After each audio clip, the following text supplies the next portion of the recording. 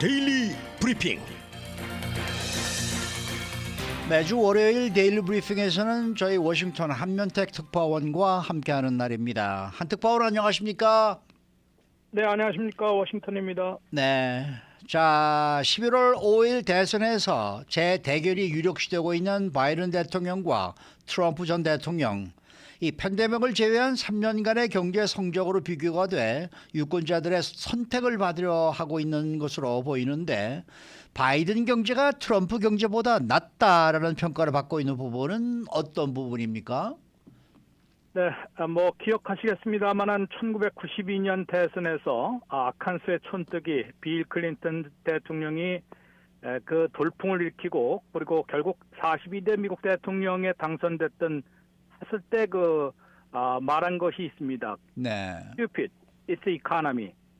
문제는 경제다라는 그렇죠. 그런 말이 지금 32년이 된 오늘날에도 다시 회자가 되고 있는데요. 네. 그만큼 아무래도 나의 삶이 좀 나아졌는지 경제 생활이 좀 좋아졌는지 미국 경제가 좀 개선이 됐는지 이거에 따라서 유권자들의 표심이 결정되지 않겠느냐 이런 그 기본 원리가 아직도 이번 대선에서도 적용될 것으로 보입니다.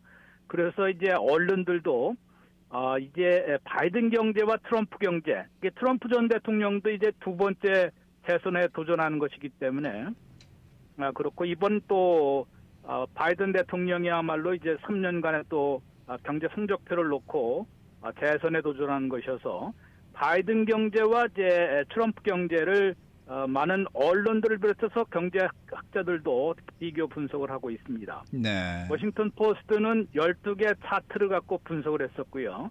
야후 경제는 7가지 지표를 갖고 비교 분석을 했는데 바이든 경제가 수치로만 보면은 분명히 강점 우세한 것이 있는데 일자리 창출과 성장률이다라고 이 두 미 언론들은 지적을 하고 있습니다.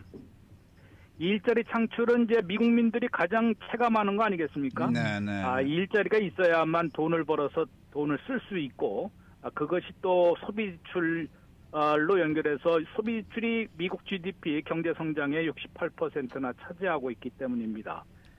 일자리 창출을 보면은 바이든 3년 이제 잘 아시는 대로 2020년은 좀 양쪽에서 이제 전환기인데 그때 팬데믹 때문에 정상적인 경제로 보기가 어렵거든요. 네. 그러니까 2020년 통계는 제외를 하고 트럼프 첫 3년 또 바이든 팬데믹 이후 3년 이 통계를 놓고 비교를 하는데요. 일자리 창출 규모를 보면은 바이든 시절 3년에는 무려 1,426만 개나 늘렸습니다. 반면에 트럼프 시절 3년에는 613만 개, 2배 이상의 차이가 나기 때문에 압도적으로 바이든 경제가 더 나은 그 성적을 거둔 것으로 보이는데 이게 꼭 바이든의 그 덕이라고 바이든 대통령의 공으로 돌아가지는 않고 있는 것이 분명합니다.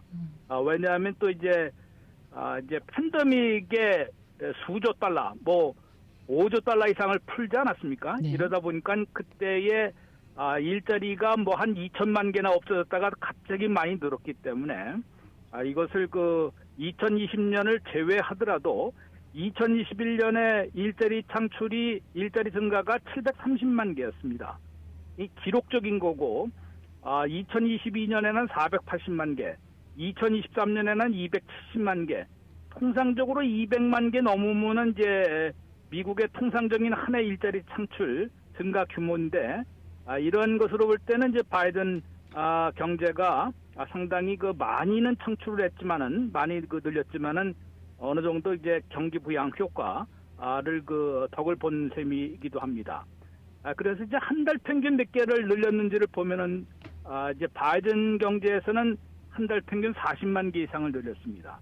이에 비해서 트럼프 경제에서는 17만 6천 개를 늘렸기 때문에 이것도 절반 수준 차이밖에는 이제 안 나는데요. 네. 그러다 보니까 경제 성장도 바이든 3년 동안은 22%나 급신장을 했습니다. 반면에 이제 트럼프 경제에서는 3년간 14%를 늘린 것으로 나타났습니다.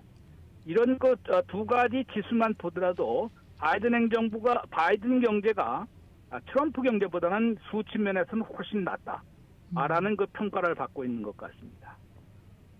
자, 그러면은 트럼프 경제는 어떤 장점을 갖고 있습니까? 네, 트럼프 경제에서는 무엇보다도 뭐 인플레이션, 저물가, 저금리, 또 안정적인 성장을 이루지 않았습니까? 네. 그러니까 어찌 보면 꾸준한 그 성장을 이뤘다는 것이 가장 강점이고요. 그것 때문에 이제 미국민들이 또 다수는 바이든 시절보다는 트럼프 시절의 경제 사정이 더 낫다라고 평가를 하고 있는 것으로 보입니다. 네.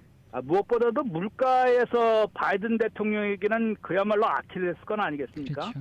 2022년 6월에 소비자 물가가 9.1%까지 치솟았습니다. 41년 만에 최고치였기 때문에 이것을 잡기 위해서 연준이 11번에 걸쳐서 5.25 내지 5.50%까지 금리를 올렸습니다. 그 당시에는 제로금리였습니다. 제로금리였던 것이 지금 엄청나게 지금 올라 있는 것인데요. 그러다 보니까 물가는 그래도 3%대로 지금 잡는 데 성공을 했지만은 고금리는 지금 5.25 내지 5.250%로 여전히 그 상당한 고금리에 지금 서민들을 고통을 받게 하고 있는 것 같습니다. 이것이 이제 인플레이션 때문에 바이든 경제가 그 성과가 모두 날아갔다고 해도 과언은 아닐 정도인데요. 반대로 이제 그 트럼프 시절에는 물가가 한 달, 3년 동안 보니까요, 최저치는 1.6%밖에 안 올랐고요. 많이 올랐을 때도 2.9%로 3% 이내였습니다. 이게 3년 동안 계속 그렇게 됐다는 거 보니까 상당히 그 물가 안정이 이제 이루어졌었고, 또 그러다 보니까 금리도 막판에는 뭐 제로 금리까지 이제 팬데믹 때문에 떨어지기도 했습니다만은 네. 그럴 정도로 상당히 안정적인 그런 경제 성장, 경제 운용을 해왔기 때문에 트럼프 경제가 미국민들에게는 상당히 더 나은 거 아니냐, 이런 그 평가를 받고 있는 것 같기도 한데요. 그만큼 이제 물가 때문에 모든 것이 이제 갈린다고 해도 과언은 아니고, 그럼 경제 성장도 보면은 트럼프 3년 동안 보면은 분기당 1 내지 2, 3%로 꾸준히 변동이 별로 없었습니다. 네. 근데 바이든 경제에서 보면은 마이너스 1 내지 2%를 기록했다가 2, 3%, 많게는 5 내지 7%로 급반등한 때도 있었습니다. 이거야말로 롤러코스터니까 예. 미국민들이 상당히 불안했음을 보이고 있습니다. 그런데 지금 뭐 이 수치로 보면은 바이든 대통령이 유리한 것 같은데 왜 그렇게 유권자들의 마음을 사지 못하고 있을까요? 여러 그 원인이 있겠습니다만은 AP 통신이 이제 2월 1일에 보도한 이제 조사에서 발표한 보도를 보면은 어느 정도 이제 몇 가지 원인이 나오고 있습니다. 미국민들도 이제 마침내 경제가 나아지고 있다라고 대답하는 여론이 더 늘어났다고 합니다.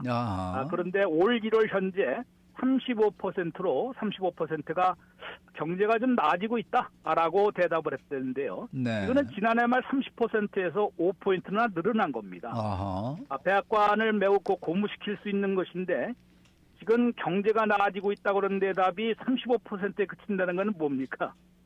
더 많은 65%는 아직도 불만이 드는 얘기가 되지 않겠습니까? 그러니까 아직 멀었다는 얘기고요. 이런 에서 선거회라 그런지 민주당원들과 공화당원들의 시각 차이가 상당히 큽니다. 경제가 나아지고 있다는 여론 가운데 민주당원들은 58%나 된다고 합니다. 네. 자기 그래도 집권 여당 또 대통령과 민주당 정책으로 이렇게 경제가 나아지고 있다고 이게 실제로 그렇게 체감을 해서 그런지 믿고 있어서 그런지 하여튼간 그런 긍정적인 대답이 58%나 되는 반면에 네. 공화당원들은 15%에 불과합니다. 아이고, 차이가 크네요. 엄청난 그 격차가 있는 것인데요. 네. 또 공화당원들은 무조건 나중은 바이든 이제 경제가 좀 나았더라도 그게 무슨 뭐 바이든 덕분이냐 뭐 이렇게 보고 있겠죠. 그나마 공화당원들은 지난해 내내 8%만 경제가 나아지고 있다고 대답했는데 그나마 올 1월 현재는 15%로 2배로 좀 늘어났다고 하는데 그래도 아직은 뭐 상당히 별로 이제 바이든 대통령에게는 도움이 되지 않는 그런 그 미국민들의 경제 인식 조사가 나왔습니다. 그런데 이제 바이든 대통령이 그러면은 이런 바이든 경제가 사실은 여러모로 그래도 조금 안정적이고 좀 이제 성장을 그래도 꽤 계속 해오는, 왜냐하면 지난해는 뭐라고 그랬습니까? 연준 자체도 불경기를 피하기 어렵다고 그랬었거든요. 그렇죠. 그런데 지금 완전히 거꾸로 가고 있습니다. 네. 그럴 정도로 그 예상을 모두의 예상을 뒤엎는 그런 경제 사정이 좋아지고 있는 것이기 때문에 바이든 대통령이 이 성과를 따 먹어야 되는데, 아직까지는 바이든 대통령의 전반적인 대통령 지지율이나 경제 정책, 특히 물가 같은 데 다루기 지지율은 거의 변화가 없습니다. 여전히 지금 낮은데요. 대통령 업무 지지율은 AP 조사에서도 38%에 그쳤습니다. 불신율이 61%로 훨씬 많았습니다. 또 바이든 경제에 대한 지지율은 35%로 전체 지지율보다도 낮고, 불신율이 64%로 전체 불신율보다도 높았습니다. 이러다 보니까 바이든 경제를 지금 내세워서 바이드노믹스라는 말 자체도 선거전에서 못 쓰는, 그 개별적으로 이제 쓰기 시작했다는 그런 보도가 나올 정도니까 상당히 좀 어려운 재선전을 치르고 있는 것인데요. 바이든 팀 선거팀이 이제 뭔가를 원인을 찾아야 될 거 아니겠습니까? 네. 근데 결국은 아마 대통령 본인이 제일 메신저가 문제다라고 얘기를 하고 있습니다. 네. 80세가 넘은 고령이기 때문에 정말로 전국을, 특히 이제 배틀그라운드를 돌아다니면서 이것을 미국민들에게 설명을 해서 달라졌다고 체면을 걸어도 지금 모자랄 판인데 그럴 만한 활력이 없거든요. 네. 더구나 트럼프 전 대통령은 매번 법정에 불려나가면서도 한 번 유세를 하면 그냥 아주 호되게 몰아붙이는데 여기에 맞대응도 잘 못하고 있습니다. 그러다 보니까, 그런데 이제 백악관 팀에서, 바이든 팀에서는 아직도 좀 시간은 있다. 시간은 우리 편이다라고 얘기를 하고 있습니다. 두 가지 요소가, 경제가 이렇게 좀 그래도 나아지고 있다 그러면은 미국민들의 삶이 나아지고 있다고 그러면은 트럼프가 사실 옛날보다도 바이든 취임 때보다도 삶이 나아졌느냐고 질문할 수가 없게 되거든요. 네. 진짜로 나아졌다고 그러면 어떨 겁니까?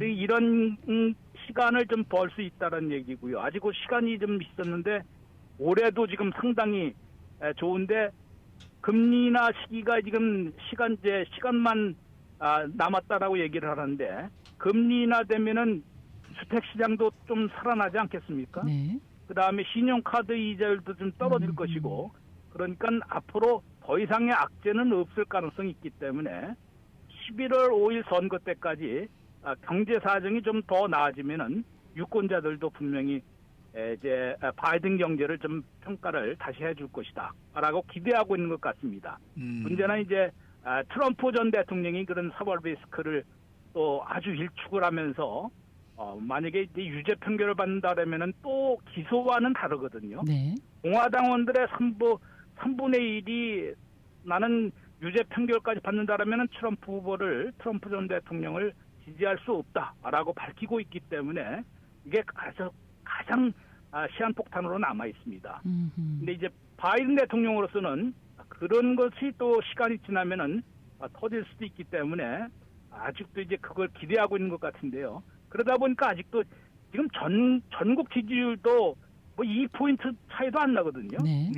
그다음에 이제 누가 그 경합지에서 5군데에서 누가 이길지는 아직도 속단하기가 어렵기 때문에 정말로 78세와 81세의 두 전현직 대통령들이 겨루는 그런 대선 결과가 또 누가 백악관 주인이 될지는 여전히 아직도 이제 오리무중으로 볼 수 있습니다. 네.